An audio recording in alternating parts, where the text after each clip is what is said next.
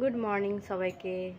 তো চান টান হয়ে গেছে, সকাল সকাল ঘরের সব কাজ করে নিয়েছি। আর এখন এবারে একটুখানি খাবার খেয়ে মানে টিফিন করে আর কি, তারপর রান্না বসাবো। আর কালকের থেকে আর কি একা আছি, কালকে রাত্রেবেলায় কিছুতেই ঘুম হচ্ছিল না।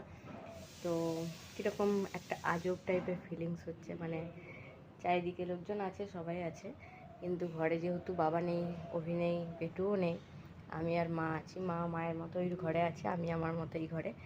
তো কীরকম একটা আজব টাইপের ফিলিংস হচ্ছে, মানে বলে বোঝাতে পারবো না যে কীরকম, মানে কীরকম একটা লাগছে, ফাঁকা ফাঁকা লাগছে। তো এই হচ্ছে আর কি ব্যাপার।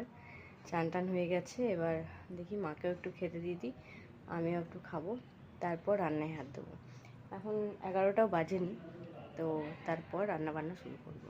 আর রান্নাবান্না করতে আমি আর মাই তো আছি, সেরকম কিছু মানে রান্না করতেও ইচ্ছে করছে না, কালকেও ইচ্ছে করছিল না, আজকেও সেমই একই জিনিস, কিন্তু একটুখানি রান্না করব কারণ দুপুরবেলায় তো খেতে হবে। তো এই আর কি ব্যাপার। তো চলো এখন রান্নাঘরে যাই, তারপর দেখি কি করা যায়।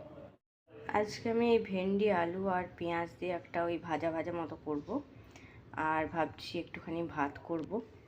যাই হোক, এই যে আলুটা রয়েছে, আলু সেদ্ধটা দিয়ে একটু মুড়ি খেয়ে নেবো। আর কালকের দুধটা এ দেখো এত গরম, ফেটে গেছে এই যে। তো এটার মধ্যে একটুখানি লেবু দিয়ে এটাকে ছানা বানিয়ে দেবো।